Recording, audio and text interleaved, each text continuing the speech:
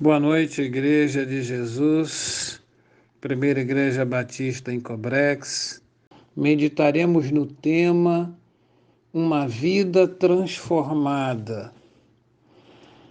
Segundo Reis, capítulo 5, versículos 1 a 15. O texto que nós leremos é um texto conhecido do mundo cristão, uma situação pela qual nós podemos extrair muitas lições. E a Bíblia Sagrada, nesse texto, nos revela o seguinte: Naamã é curado da lepra. E Naamã, chefe do exército do rei da Síria, era um grande homem diante do seu senhor e de muito respeito, porque por ele o Senhor dera livramento aos sírios. E era este varão um homem valoroso, porém leproso. E saíram tropas da Síria e da terra de Israel, levaram presa uma menina que ficou ao serviço da mulher de Naamã. E disse esta sua senhora: Tomara que o meu senhor estivesse diante do profeta que está em Samaria. Ele o restauraria da sua lepra. Então entrou Naamã e o notificou a seu senhor, dizendo: Assim e assim falou a menina, que é da terra de Israel. Então disse o rei da Síria: Vai, anda, e enviarei uma carta ao rei de Israel. E foi, e tomou na sua mão 10 talentos de prata, 6.000 ciclos de ouro e 10 mudas de vestes. E levou a carta ao rei de Israel, dizendo: Logo, em chegando a ti esta carta, saibas que eu te enviei Naamã, meu servo, para que o restaures da sua lepra. E sucedeu que, lendo o rei de Israel a carta, rasgou as suas vestes e disse: Sou eu Deus para matar e para vivificar, para que este envie a mim para eu restaurar a um homem da sua lepra? Pelo que deveras notai, peço-vos, e vede que busca ocasião contra mim. Sucedeu, porém, que, ouvindo Eliseu, o homem de Deus, que o rei de Israel rasgara as suas vestes, mandou dizer ao rei: Por que rasgaste as tuas vestes? Deixai-o vir a mim, e saberá que há profeta em Israel. Veio, pois, Naamã com seus cavalos e com seu carro, e parou à porta da casa de Eliseu. Então Eliseu lhe mandou um mensageiro, dizendo: Vai e lava-te 7 vezes no Jordão, e a tua carne te tornará e ficarás purificado. Porém Naamã muito se indignou e se foi, dizendo: Eis que eu dizia comigo: certamente ele sairá, pôr-se-á em pé, e invocará o nome do Senhor, seu Deus, e passará sua mão sobre o lugar, e restaurará o leproso. Não são, porventura, Abana e Farpar, rios de Damasco, melhores do que todas as águas de Israel? Não me poderia eu lavar neles e ficar purificado? E voltou-se e se foi com indignação. Então chegaram-se a ele os seus servos e lhe falaram e disseram: Meu pai, se o profeta te disser alguma grande coisa, porventura não a farias? Quanto mais dizendo-te ele: Lava-te e ficarás purificado. Então desceu e mergulhou no Jordão 7 vezes, conforme a palavra do homem de Deus, e a sua carne tornou como a carne de um menino, e ficou purificado. Então voltou ao homem de Deus, ele e toda a sua comitiva, e veio e pôs-se diante dele e disse: Eis que tenho conhecido que em toda a terra não há Deus senão em Israel. Agora, pois, te peço que tomes uma bênção do teu servo. Você já deve ter, sem dúvida alguma, lido esse trecho da palavra de Deus. Aliás, vez por outra, nós somos abençoados com as nossas lições na escola bíblica dominical, onde estudamos esse texto a respeito da situação de Naamã. A história de Naamã. Naamã, um comandante de um exército da Síria, inimigos de Israel, nos ensina algumas coisas pela qual devemos meditar. Ele era um homem valente, determinado. Naamã era um guerreiro de grande expressão dentro da Síria. Era um homem de batalhas vencidas, não perdidas. Era um homem que despertava no rei, uma admiração profunda. Era um homem que tinha preeminência no reino, mas encontrava-se leproso. E mesmo leproso, desfrutava da presença, da companhia da sua família. Estava sempre na presença do rei sírio. Tamanha a admiração que esse rei tinha por ele. Em Israel, por exemplo, a lei determinava que o leproso ele ficasse isolado das pessoas, principalmente das famílias. Os leprosos em Israel eram, na verdade, expulsos do convívio familiar e social. E muitas vezes amarravam nas suas pernas, no seu tornozelo, um pequeno sino, porque por onde ele passasse, o sino, com certeza, a ele caminhar, ao estar caminhando, faria barulho e as pessoas desviavam-se dele. Mas não era essa a situação de Naamã. Naamã, mesmo leproso, ele desfrutava da presença dos amigos e da presença da própria família.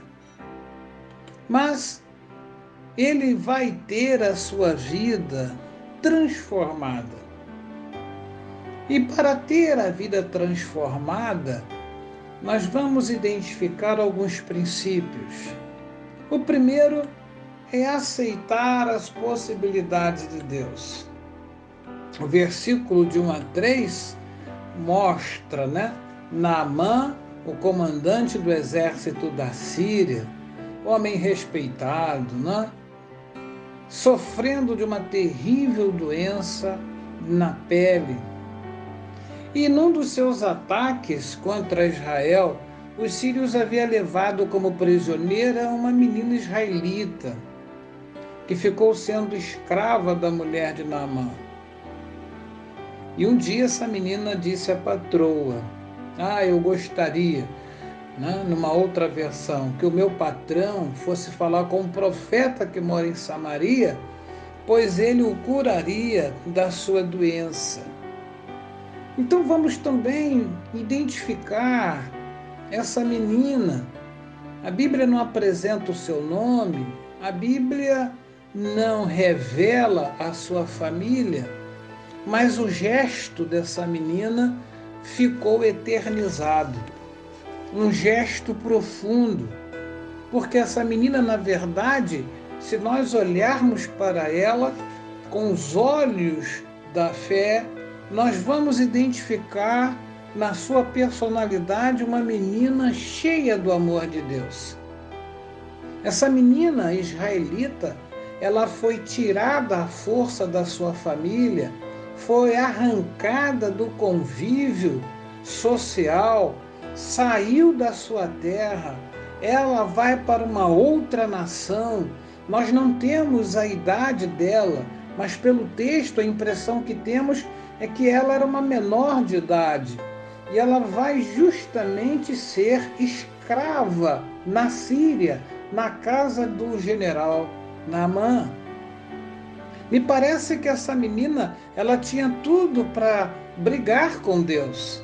Ela tinha tudo para questionar Deus, para dizer para Deus: olha, Pai, tu és o Deus de Israel, tu tens poder, mas tu permitiu que eu saísse, que eu fosse arrancada da minha família, tu permitiu que o exército inimigo me levasse, me trouxesse para uma terra hostil, como escrava, justamente de um comandante de exército, uma pessoa acostumada às ordens, muitas vezes de um viver extremamente rigoroso. Ah, Senhor, por que isso aconteceu? Por que, meu Pai? Ela poderia, de alguma forma, humanamente falando, questionar a sua condição. De alguma maneira, estar numa animosidade com Deus. Mas não, essa menina ela vai demonstrar, né, uma vida cheia do amor de Deus. É interessante, mas nós podemos observar a diferença dessa menina em relação a Jonas. Se lembram de Jonas? Jonas, quando foi comissionado por Deus para pregar em Nínive, Jonas ele se revoltou contra Deus, achando que Deus era injusto por querer salvar os habitantes de Nínive, que eram inimigos de Israel. Era um povo totalmente fora do contexto daquilo que Israel nutria diante do Senhor. Jonas, ele se revolta. Ele vai para o fim do mundo, ele pega um navio para Tarsis, justamente para fugir dessa ordem de Deus. Agora nós podemos então comparar essa diferença. Um profeta revoltado contra Deus, Jonas, e essa menina, cujo nome não é revelado, é apenas conhecida como uma menina israelita, mas que mesmo diante dessa condição, que depreciava profundamente a sua vida, nutria dentro do seu coração um grande amor por Deus. Não só nutria no coração, como ela cria no Deus de misericórdia. E ela demonstra amor ao próximo, ao pregar, ao falar sobre o Deus de Israel para Naamã. Ou seja, ela vai, né, buscar no coração, vai buscar no entendimento do que aquela vida em Israel com Deus significava e vai dar vazão ao amor a Deus e amor ao próximo, testemunhando justamente do poder desse Deus para com esse homem sírio que não conhecia o Deus de Israel e nem o seu poder. Hoje, nós poderíamos então estabelecer uma analogia, uma comparação, onde os cristãos verdadeiros em Cristo Jesus, independentemente das situações muitas vezes difíceis que enfrentam, mas não negociam, não jogam pela janela a oportunidade de testemunhar de Deus. Mesmo passando por lutas e dificuldades, confiando no poder e na graça de Deus. Eu acredito que o Senhor, ao olhar do céu e ver esse comportamento autêntico do cristão, deve se sentir muito alegre, deve se regozijar nessas atitudes. Olhamos então, né, e vemos o testemunho dessa menina como uma prova cabal do relacionamento da intimidade com esse Deus. Deus, muitas vezes, nos revela a sua vontade através de muitas coisas. Glorificamos a Deus por isso. Portanto, para uma vida transformada, eu preciso também identificar a mensagem de Deus.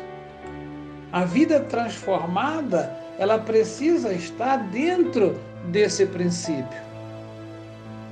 O versículo 4-7, na linguagem de hoje, diz assim: Então Naamã foi falar com o rei e contou o que a menina tinha dito. Ou seja, a menina não só havia desenvolvido um amor tão grande por Deus, que aquela condição depreciativa não abalava o seu amor por Deus e nem o seu testemunho, como também era uma menina de fé. Ela tinha convicção. Ela, quando fala, né, a respeito de Deus, a esposa de Naamã, ela fala com uma convicção profunda, a ponto de convencer a esposa de Naamã e o próprio Naamã. Então ela demonstra amor, ela demonstra fé, ela tinha convicção, ela tinha certeza de que o Deus de Israel poderia curar Naamã. E nós vamos então ver que o Senhor honrou a fé dessa menina israelita. Se nós temos, não é? Se somos parecidos com essa menina israelita, que não tem revelado o seu nome, mas sim a sua atitude, nós podemos então buscar ao exercício da fé, exercitar nossa fé em todas as situações da vida e com certeza o Senhor nos honrará. A sua fé, a sua certeza, a sua determinação em crer, em apregoar e testemunhar do Senhor, não está passando despercebido por Deus. Não tenha dúvida. E no momento certo, Deus te honrará. Então, no versículo 4-7, vemos ali Naamã vai falar com o rei, né? E conta para o rei o que a menina tinha dito. E o rei, então, da Síria, que tinha uma consideração muito grande pelo seu general, pelo seu comandante de exército, vitorioso em batalhas, ele envia o general ao rei de Israel. Com ele vai uma carta, e Naamã, ele vai se dirigir a Israel, levando então uma pequena fortuna, 300 quilos de prata, 70 quilos de ouro, 10 mudas de roupas finas. E a carta, ela fazia a apresentação de Naamã. Dizia ao rei: esse aqui é meu oficial, eu quero que você o cure. O texto revela que quando o rei de Israel lê a carta, ele fica indignado. Numa tradição da época, ele rasga as suas roupas em sinal de temor, de medo, e exclama: como é que o rei da Síria quer que eu cure este homem? Será que ele pensa que eu sou Deus? Pensamento do rei de Israel. E que tenho o poder de dar a vida e de tirá-la? Na verdade, ele quer um motivo para entrar em guerra novamente conosco. Aquele rei cheio de pompa, o rei de Israel, né? Juntamente com seu séquito, com a sua majestade, tinha poder para algumas coisas, mas não tinha poder para as outras, e pelo visto, ele não tinha poder sobre aquilo que era muito mais importante. E eu quero dizer para você que para sermos abençoados, nós precisamos apenas do Deus de Israel. do Deus vivo.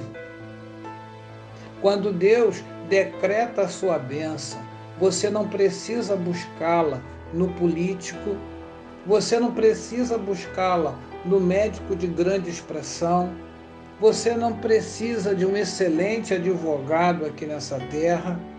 Quando Deus decreta a bênção para você, quando a sua bênção é oriunda da sua fé, o milagre está a caminho, o milagre acontece. Para ser abençoado, nós não precisamos de circunstâncias terrenas. O que nós precisamos é algo extremamente simples. É justamente dar o crédito certo, que é a sua fé, à pessoa certa, que é a pessoa de Deus. Ter uma vida transformada. Naamã precisava de transformação. Naamã buscava a cura. Ele queria se livrar da lepra.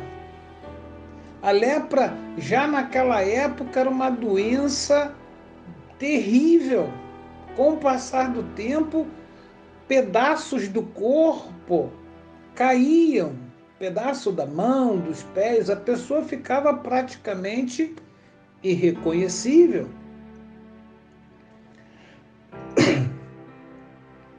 Então, para ter uma vida transformada,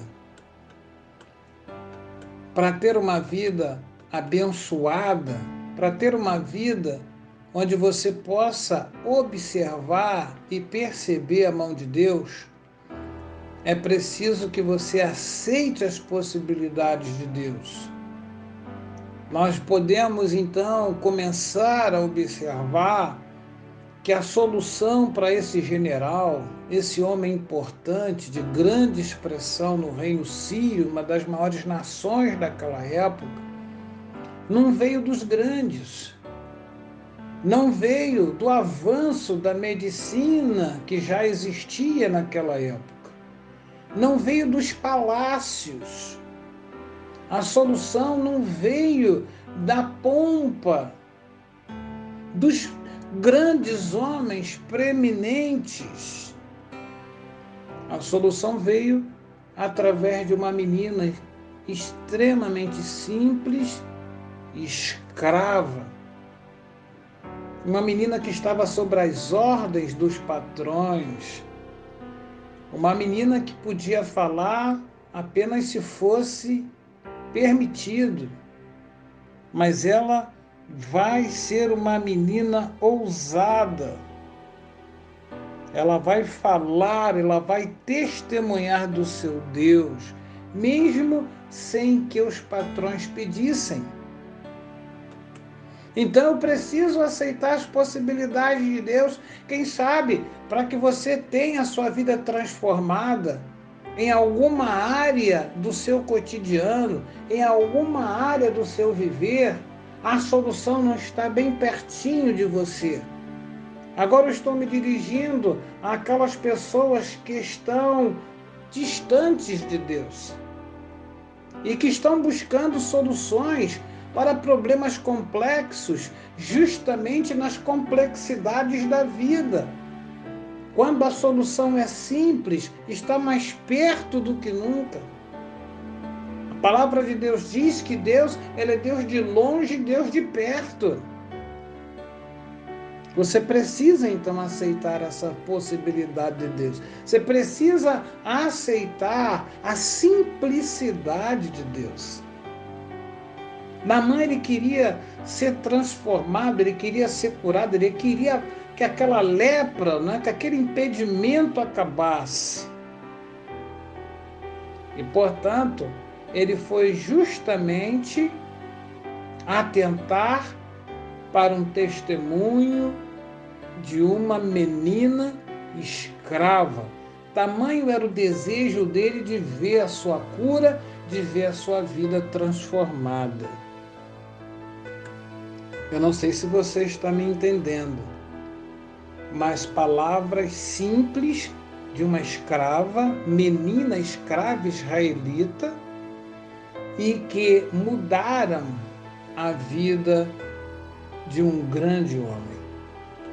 Então, para a vida ser transformada, eu preciso aceitar as possibilidades, eu preciso aceitar os testemunhos simples, a palavra de Deus que é simples, a pregação simples. Eu preciso ver nessa simplicidade o grande poder que emana do alto, que vem do céu, que vem de Deus. É necessário também que você identifique essa comunicação de Deus.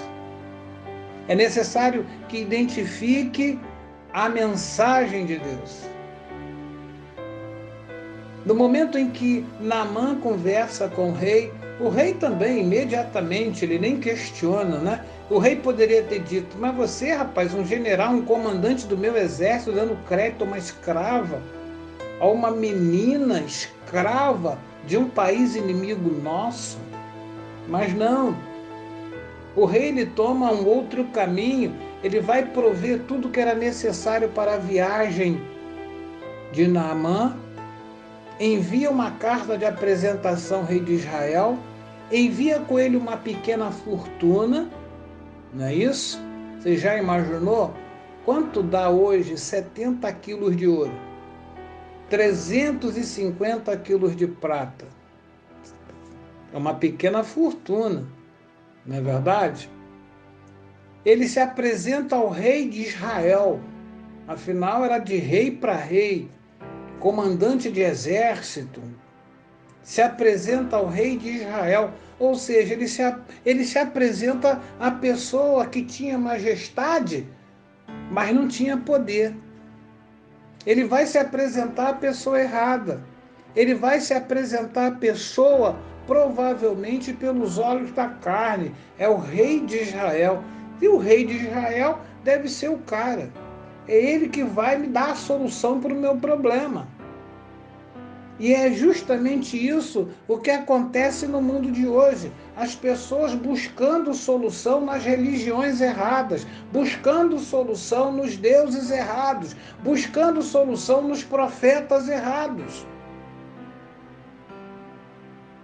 O rei de Israel, quando ele lê a carta, ele entra justamente numa crise.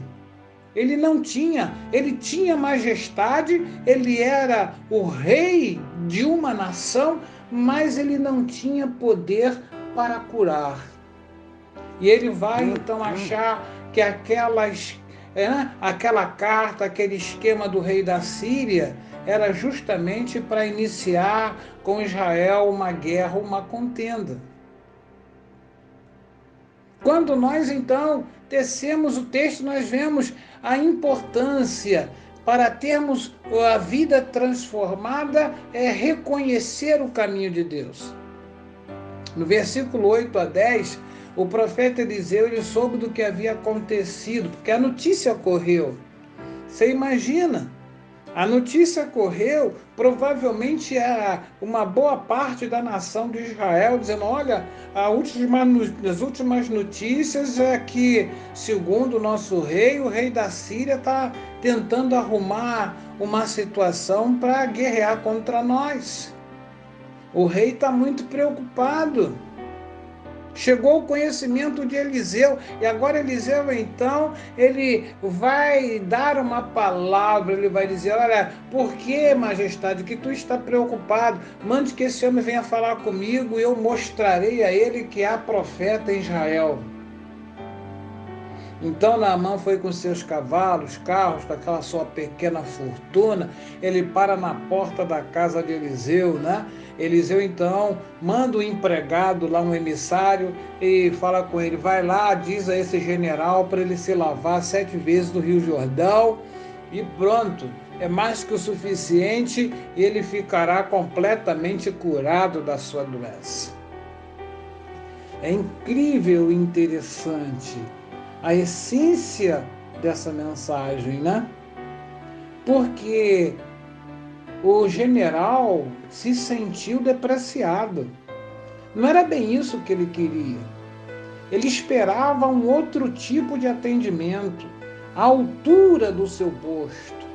Ele esperava, né, um séquito para recebê-lo, alguns rituais, algumas liturgias, o profeta então recebendo pessoalmente algo que pudesse justificar a posição dele como um general, um comandante de um exército, um dos maiores exércitos e de uma poderosa nação. Mas a decepção dele foi grande porque o profeta nem vem atendê-lo, manda um empregado, um emissário, e com o empregado manda a solução. Qual era a solução? Ir ao Rio Jordão, lavar-se 7 vezes. Rio Jordão, rio onde Jesus Cristo foi batizado, e ele ficaria limpo, ou seja, curado. Deus muitas vezes vai usar métodos não convencionais. Interessante, muito interessante. E aí, Naamã vai experimentar o poder de Deus, apesar de ficar muito zangado. Na linguagem de hoje, no versículo 11 a 14, diz assim, ele falando, eu pensava que pelo menos o profeta ia falar comigo, né? Sair ao meu encontro. O profeta, então, eu oraria ao Eterno, o seu Deus, passaria a mão sobre o lugar que está leproso, doente, assim me curaria. Além disso, por acaso os rios Abana e Farpar em Damasco não são melhores do que qualquer rio da terra de Israel? Será que eu não poderia me lavar neles e ficar curado? Ele foi embora muito bravo. Afinal de contas, os rios que ele cita, os rios sírios, eram rios de águas cristalinas. Eram rios que não tinham nenhum tipo de poluição, Abana e Farpar. Me parece que inclusive o rio Farpar, ele tinha um apelido de correnteza dourada. Então ele fica muito bravo. Ele fala assim, poxa, eu vim de tão longe para mergulhar 7 vezes nesse rio chamado Jordão, de águas turvas. Se lá na Síria existem rios muito mais límpidos.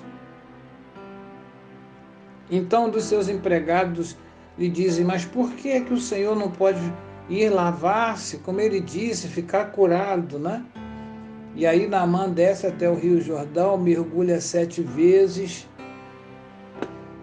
como Eliseu havia dito, e fica completamente curado. A sua carne ficou firme e sadia como uma criança. Muitas vezes nós precisamos, diante de algumas situações da vida, quebrar os paradigmas, né? Ficamos nos perguntando por que o profeta manda ele mergulhar 7 vezes. Não poderia mergulhar 1, ou 5, ou 3, ou 4? É que em Israel o número 7 significava a plenitude, completude. Era também uma possibilidade de se desenvolver naquele homem cheio de orgulho, quebrar o seu orgulho e desenvolver nele humildade, obediência. Um princípio que muitas vezes está faltando para que possamos receber determinados milagres. Obediência à palavra de Deus. O versículo 15 diz, depois ele voltou com todos os seus homens até o lugar onde Eliseu estava. Só que agora ele retorna à presença, ele quer falar com Eliseu.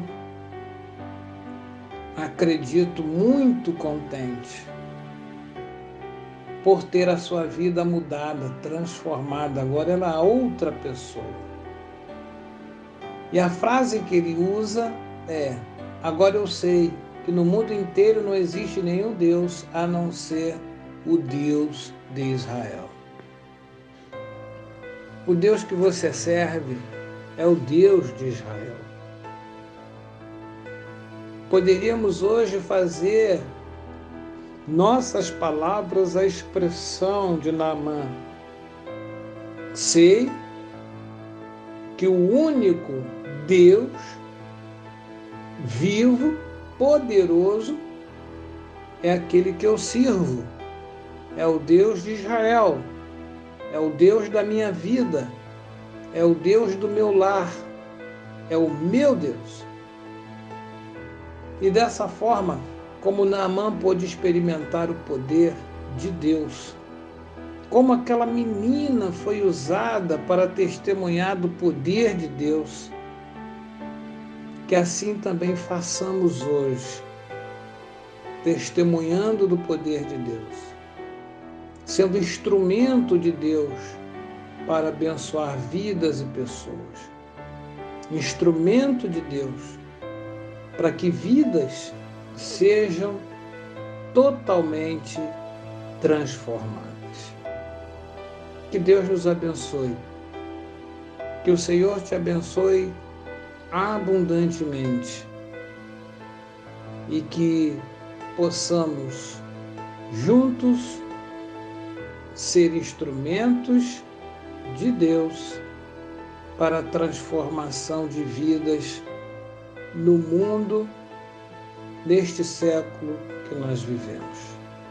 Que assim seja, no nome de Jesus.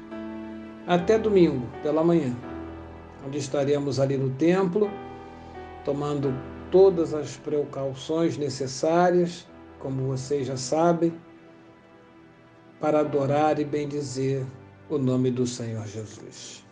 Um abraço grande, que o Senhor os abençoe.